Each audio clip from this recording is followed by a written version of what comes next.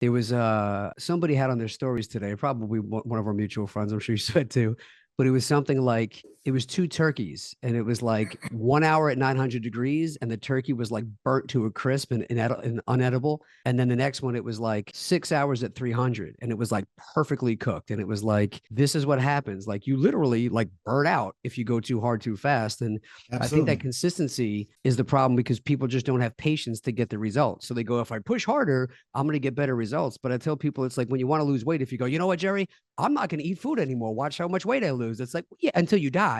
Like that, you can't do that forever. You can do that from like maybe a week. So a little bit of a mindset shift for the perspective. So did you ever have any like key wins or like little kind of, I'll give you like an example here for jujitsu. Guys get stripes on their belts, which they don't really mean much, but like every time they've been going for like 2 or 3 months and they're kind of like, nothing's really happening. And they're like, you get a stripe. You're one stripe closer to your promotion. And it keeps people going, all right, I'm back in. And sometimes if you're not getting deals for the first few months, people go, man, this isn't working. And they get discouraged. What kind of things do you have in there to keep people consistently showing up with enthusiasm without getting burnt out or discouraged when things aren't happening right away? Yeah, that's a good question on that. And I think that, if I look at just on the acquisition side of things, I look at we want to make sure that they understand the value of the no, the true value of each no.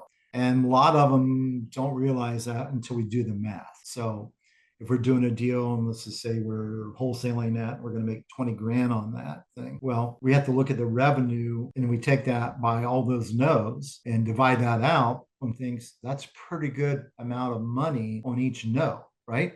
Even if they're just doing it on the commission basis only, we still run those numbers and they're still making a pretty good amount of money for each no that they get. So that's a big component. There's understanding the value of the no. Okay.